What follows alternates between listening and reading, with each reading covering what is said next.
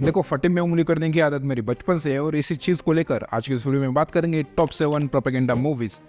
ये मेरे हिसाब से नहीं, इन लोगों के हिसाब से प्रोपेगेंडा मूवीज। अगर आपको इनमें से कोई भी मूवी प्रोपेगेंडा लगती है या फिर नहीं, कमेंट्स में बता सकते हो और ऊपर आते आते चैनल को सब्सक्राइब भी कर देना। तो चलो शुरू करते हैं।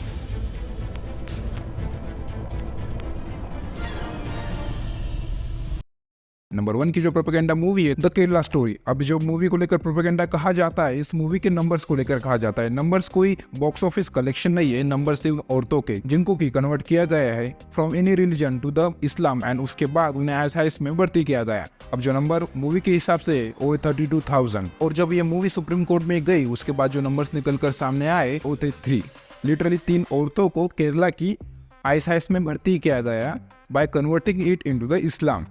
अब जो आप कहोगे कि यार 3 हो या 30,000 हो या 32,000 हो, क्या ही फर्क पड़ता है? फर्क पड़ता है, क्योंकि आप जब एग्जांपल ले रहे हो 3 औरतों का और जब आप एग्जांपल ले रहे हो 32,000 औरतों का, तो फर्क इस वजह से पड़ता है क्योंकि आप इसे एक क्लियरली एक डिफरेंस है मर्डर और जेनोसाइड के बीच में का। लिटरली आपको कंपैरिजन बता देता हूँ कि जब आप 3 औरतों को देखने की कोशिश करते हो कि 3 औरतों को कन्वर्ट किया गया है, तो आपको लगता होगा कि ये चीज रैंडमाइज है। और जब आप 32,000 औरतों को देखने के लिए जाते हो कि उनको कन्वर्ट किया गया है, तो आपको लगता है कि ये पूरा का पूरा एक साजिश है, प्रोपेगेंडा है, जिहाद है, जो कि एक्चुअल में हो भी सकता है।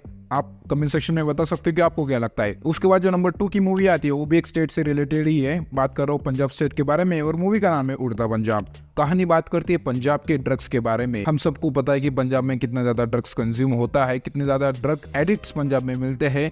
लेकिन जब ये मूवी रिलीज होने वाली तो मूवीज के क्रिएटर्स को काफी ज्यादा हिट मिला इस वजह से, क्योंकि पंजाब को एक बैड नाइट में दिखाने की कोशिश की गई। ऐसे पंजाब के लोगों का, कुछ लोगों का कहना था, जो कि सही बात भी है कि एक बैड लाइट में दिखाने की कोशिश भी की गई है। लेकिन जो एक्चुअल में अगर आप इस मूवी को देखने के लिए जाओगे तो एक रियलिटी भी है पंजाब की एक साइड की। अगर आप पंजाब से हो तो आप कमेंट्स में बता देना कि आपको क्या लगता है इस चीज के बारे में। लेकिन जो नंबर 3 की मूवी है उसे देखकर कोई स्टेट हर्ट नहीं हुआ था, पूरा का पूरा रिलीजन हर्ट हुआ था। बात करो पद्मावत मूवी के बारे में। मूवी 2018 में आई थी। उस टाइम ये कहा जा रहा था कि इस मूवी को बैन किया जाए। बैन करने का सबसे बड़ा और सबसे मेजर रीजन था राजपूतों को एक गलत लाइट में दिखाने की कोशिश की गई। अब डिटेल में बता देता हूँ आपको कि क्या हुआ था। कहा जाता है जब ये मूवी रिलीज होने वाली थी, जब ये मूवी किसी ने देखी भी नहीं थी, उस टाइम पे लोगों का ये कहना था कि रानी पद्मावती को एक बैड लाइट में दिखाने की कोशिश की गई है, राजपूतों को एक गलत एंगल में दिखाने की कोशिश की गई है। इवन दो लोगों ने मूवी देखी भी नहीं थी, फिर भी लोग उसे बैन करने की मांग कर रहे थे। कितना ये सही है, कितना ये गलत है, आप खुद डिसाइड कर लेना। लेकिन जब ये मूवी मैंने देखी तो राजपूतों को लेकर मेरे दिल में और सम्मान बढ़ा, ना कि कुछ घटा। क्योंकि लिटरली अगर आप इस मूवी की एंडिंग देखने के लिए जाते हो तो रानी पद्मावती और उनकी जो सारी की सारी औरतें थी, उनके महल में काम करने वाली सार के सारों ने अग्नि दहन किया था, सिर्फ इस वजह से क्योंकि खिलजी जीत गया था और उन औरतों को बाद में वो कैदी बनाने वाला था और अपनी दासी बनाकर रख देता। तो किसी और मर्द को हाथ लगाने से पहले उन्होंने खुद का आत्मदहन कर लिया। तो ये कितनी बड़ी चीज है और कितना बड़ी एक कैरेक्टराइजेशन को शो करती है, आप इस मूवी को देखकर जान सकते हो। लिटरली मुझे तो कोई भी गलत चीज नहीं लगी इस मूवी को देखकर कि किसी को बैड लाइट में दिखाने की कोशिश की गई। लोग क्यों बॉयकॉट कर रहे थे इस मूवी को मुझे नहीं पता है। लेकिन जो अगली मूवी है उसे सिर्फ किसी एक रिलीजन ने बॉयकॉट करने की कोशिश नहीं की, बल्कि सारे के सारे रिलीजन्स एक साथ मिलकर आए, यूनिटी दिखाई और कहा कि इस मूवी को बैन की जाए। बात कर रहा हूँ 2014 की मूवी पीके।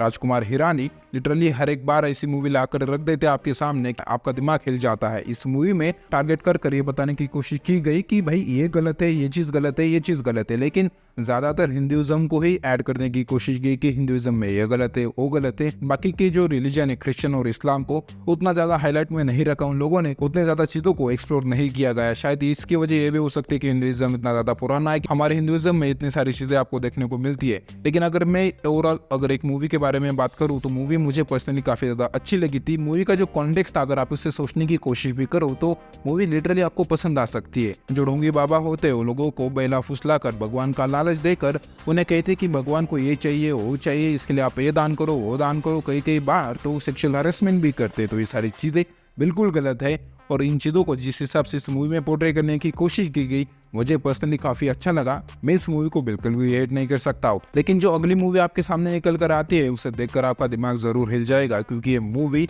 लिटरली इतनी ज़्यादा ब्रूटल तरीके से हमारे एक 1990s के एक सिनेरियो को दिखाती है, जहाँ पर कश्मीरी पंडितों के साथ इतना ज़्यादा अन्याय किया गया है, उन्हें कश्मीर से बाहर निकाल दिया गया। आज भी उन्हें उन सारी चीज़ों का सम्मान नहीं मिला है।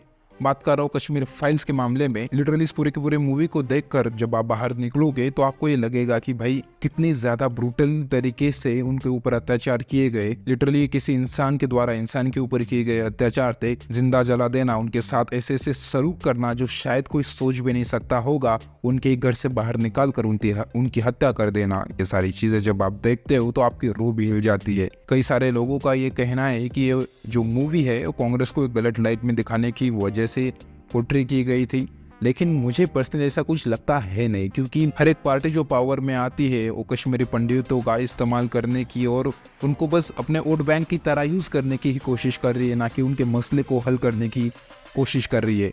लिटरली कश्मीरी पंडित जो कश्मीर से बाहर निकल आए गए थे अब तक भी अपने कश्मीर में लौट नहीं पाए हैं। तो इस मूवी को देखकर मुझे प्रोपेगेंडा सच कुछ नहीं लगा, बल्कि डर लगा कि सचमुच में ऐसी चीजें इंसानों ने इंसानों के साथ की थी। और जो उसके बाद की जो मूवी है ना, वो भी एक ऐसी सिनारियो को हमारे सामने रखती है जो कि लिटरली इतना बड़ा सच है, लेकिन फिर भी लोग इसे एक प्रोपेगेंडा कह रहे थे। मूवी के अंदर कुछ प्रोपेगेंडा नहीं था, लेकिन जिस टाइम के ऊपर ये मूवी रिलीज हुई थी और टाइम मुझे प्रोपेगेंडा लगा। बात करो आर्टिकल 370 मूवी के मामले में, मूवी में ऐसा कुछ गलत नहीं था। मूवी बात करती है आर्टिकल 370 को निकालने के मामले में, जो कि 2019 में निकाला गया था।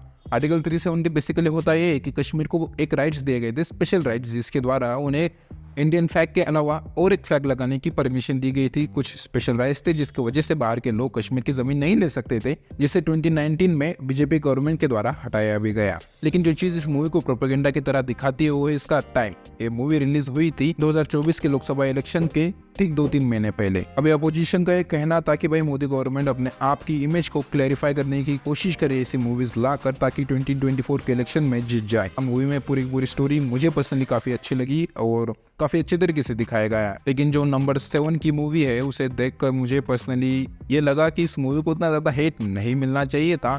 इस मूवी को हेट मिलने का कारण था मिसोजिनी, एंटी फेमिनिज्म, औरतों को एक गलत लाइट में दिखाना। अगर आपने ये मूवी देखी तो आपको पता लग ही गया होगा। मूवी रिलीज हुई थी 2023 के एंड में, दिसंबर में।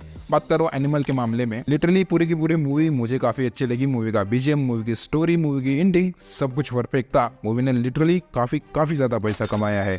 लेकिन लोगों को क्या प्रॉब्लम थी मुझे पता नहीं। कुछ लोगों ने इसके ऊपर वीडियोस भी बनाए लाइक ध्रुव राठी, कि भाई ये मूवी जो है ना कैंसर की तरह है, लोगों को ये सिखा रही है कि औरतों की इज्जत मत करो, औरतों को अपने धूल के बराबर समझो, जो कि मुझे पर्सनली इस मूवी को देखकर बिल्कुल भी नहीं लगा। पूरी की पूरी मूवी देखने के बाद एक एंटरटेनमेंट की तरह ही लिया मैंने इस मूवी को। लेकिन जो फेमिनिस्ट लोग थे, औरतें भी थी, उन सारे लोगों ने इसे एक शायद गलत पर्सपेक्टिव से देख लिया है कि ये मूवी औरतों को एक गलत लाइट में दिखा रही है, मर्दों को एक अल्फा मेल होने का एहसास दिला रही है कि भाई अगर तुम अल्फा मेल हो तो औरतों के साथ ऐसा ही सलूक करना। एक मूवी को एक मूवी की तरह अगर लोगे तो इस मूवी में कुछ भी ऐसा सच गलत नहीं लगेगा।